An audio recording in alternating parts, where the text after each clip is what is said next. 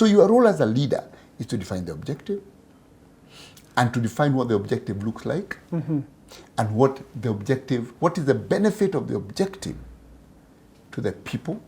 Once they see that, each of them will find a path. They'll figure out what to that to objective. And for you to provide resources, support, motivation, and each of them find their path. Yes. It is like one time I saw people with a panel to discuss family planning, to discuss maternal health, and they're all men. What? None of them has ever been pregnant. So and you'll never be pregnant. And you will never be pregnant. But they advertised a whole panel of maternal health. All men. All men. Yeah? Now, you have, you also like giving leadership tips and leadership lessons. Yeah.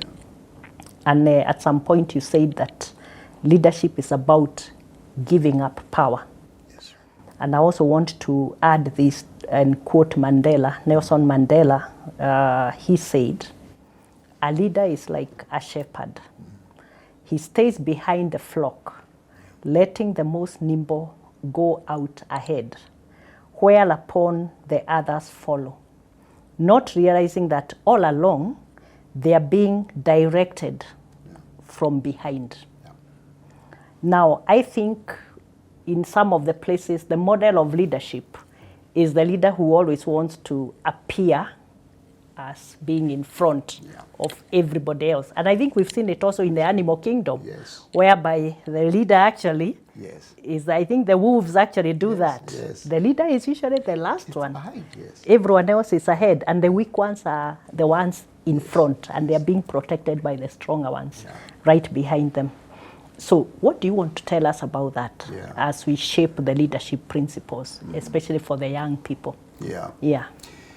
This is a very interesting discussion on leadership, because I see leadership as exactly as you've defined it, as an inverted pyramid. Yes. You see a triangle. So if you have a pyramid, the leadership where the leader is at the top and everyone is here, that's the leadership of the past. It was the more mechanical leadership, where the world was driven by industrialization production, where you just say, produce the following, and so the leader is supposed to just make sure you produce. These are the specs. The operational line is open. Exactly. Everyone, and I need this number after this. And within this time. But leadership has evolved to be more emotive, more insight-driven, because again, now we have services, we have change, we have so many things that have happened. And the leadership that works now, especially with the generational changes, is the inverted pyramid, where the leader is the one here and holding up everyone else. Now, that relationship with my statement that leadership is about giving up power is that you actually give up power to those who you want to lead. Let me explain this. Management is about managing processes, systems, and assets. Leadership is singularly about managing people. That's what leadership is. And when you're managing people, every individual is different from the other. You cannot manage people by assuming that everyone is the same.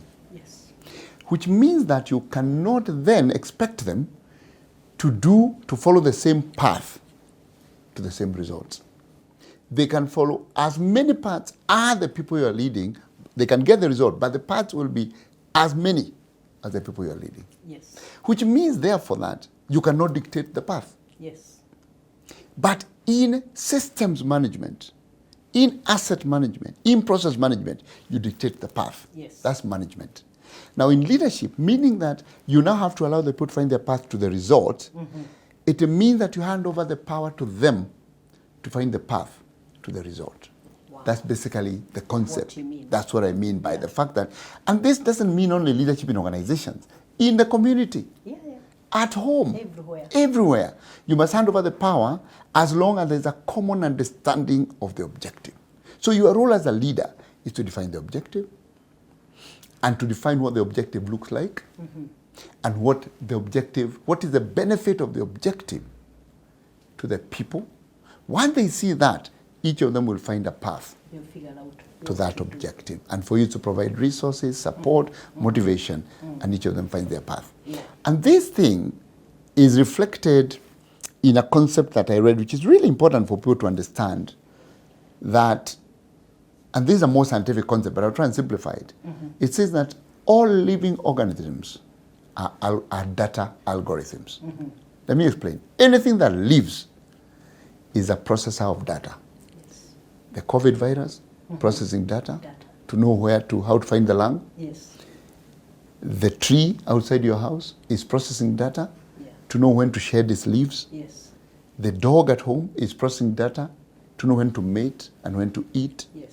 And a human being is processing data to know when to do the different things. Yes. Now, that data in plants, in viruses, but all those is determined by their DNA. Yes.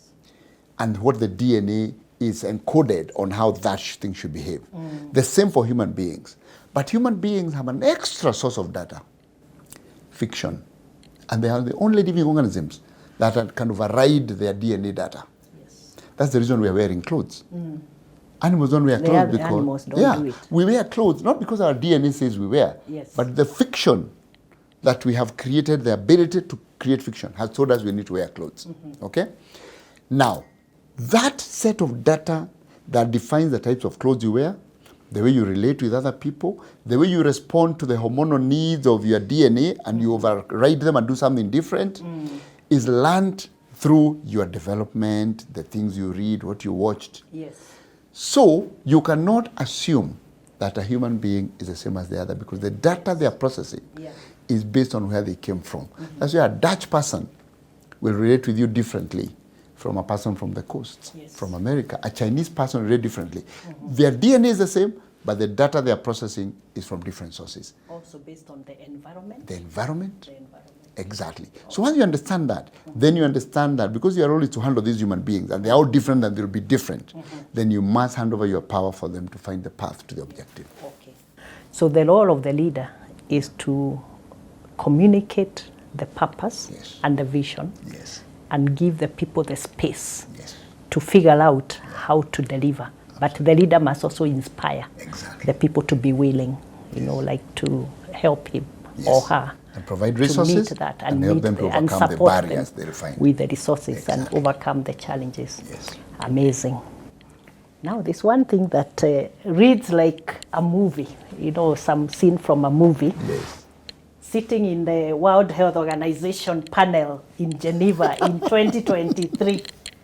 I almost don't believe that story. Tell us whether it is true. Is it true? This climate resilience forum. Yeah. Did you actually walk out? Yes, I World did. Health Organization in Geneva. Yes. Me, I'll be waiting to talk. You know, would tell me when is my turn? And we just walk out. Yeah.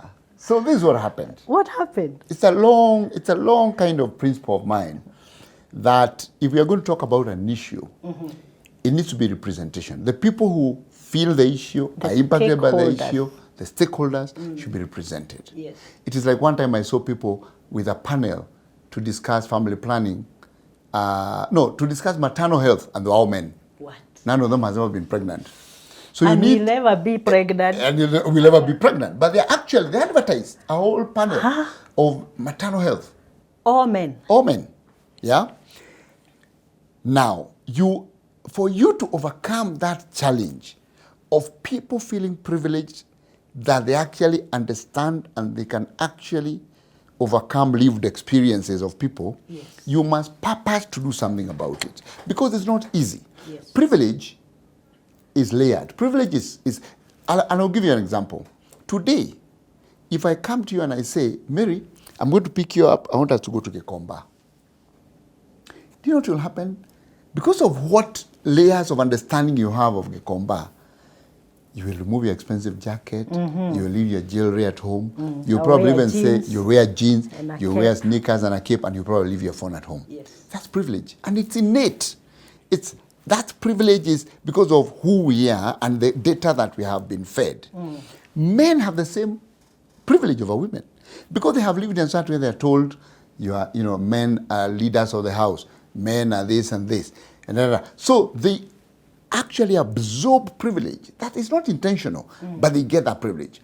It's also the same privilege that white people have over black people. Socialization. It's socialization. It's the same privilege managers have over their workers because they believe managers are supposed to show up with powerful. Those privileges are not only about race, they are in all of us, including me. Yeah. Now, the only way to overcome a privilege is to be aware of it. And once you're aware of it, then you actually put structures to ensure you reduce their privilege. So several years ago, when I joined this global health, it was very clear to me that whenever we did a panel, there will be more likely for men to appear for the panel than women. Part of the reason being that... Irrespective of the topic of discussion. Of the topic. Yeah. Because when you ask an organization, we're going to talk about this, give us a speaker. They give the most highest ranking. And because men are the ones in senior positions, they're the ones they'll to most end up likely come. Exactly. Because you want our leader to be and the leader feels, I should be the one to talk about this. So I put a principle, and I said, I will never sit on a panel that doesn't have a balance of men and women. And I even put it in my email. So my office, when they asked, can Githinji come and speak here? Who else is on the panel? There will be an email there. Please note in the email, Githinji does not speak in panels that are not representative. Yes, it is actually in the email when we respond. So in this particular case, like many others, and in some they struggle, they're like, are you sure? I say, yeah, outright. And they finally find women who can sit on the panel. Yeah. In this one, they actually knew, and they had women lined up. But then for some reason, I don't know what happened. So I come, because when we are there, you're also talking at different. So I just show up, and I get on stage. Or usually there will be different meetings. So you are looking at the time, this one is at this time. I come in, I get on top, and I find we are all men. So, and I can't, because I've just come, I can't disrupt. So the men speak. When it comes to me, I say, I've noticed this panel is all men, and I have a principle, I don't speak in panels where they are not balanced. So I beg to step down. So the moderator says, no, it's okay. There is this woman who's supposed to come, but she couldn't make it. She sent this guy. I said, for me, it doesn't matter. Principle. It's a principle. Yeah. So I stepped down. So and then I said, okay. No, I stood up and I stepped down. And there were mamas in the audience, and people clapped, and people were murmuring why. I said, if you need to ask me any question, ask me from here. But not from the floor there. Yes. But if there is any woman here who can talk about this topic, who is qualified or has even experienced it. Let's say you got your child or somebody, or your house was taken away by floods. You don't have to be an expert in this area. You can speak about climate resilience. Come up and take my position. The podium. Yes. Of course, people are shy. After some time, the moderator asked a woman a question, somebody wanted to ask a question. It was a woman who stood up, and I said, please go and ask that question from up. So we solved the problem. Yes. But it was picked up because of the act of stepping down. Yes. But that was not it was not an isolated incident. I'd actually made my principle very clear. Very clear. So out of that, now I've seen many organizations, including WHO, have reformed, and they're like, panels must be now it's balanced. Top of mind exactly. That the women need to be represented. Yes. Oh, that's amazing. Well done. Now, finally, congratulations, Dr. Githinji Gitahi, male champion of women's agenda. Women on both network. Yes. Catherine was here the last interview. She was. Yes. So tell us about that. Yeah. I mean, it's a great accolade. Yes. Tell us, why did you get this? And how do you feel about it?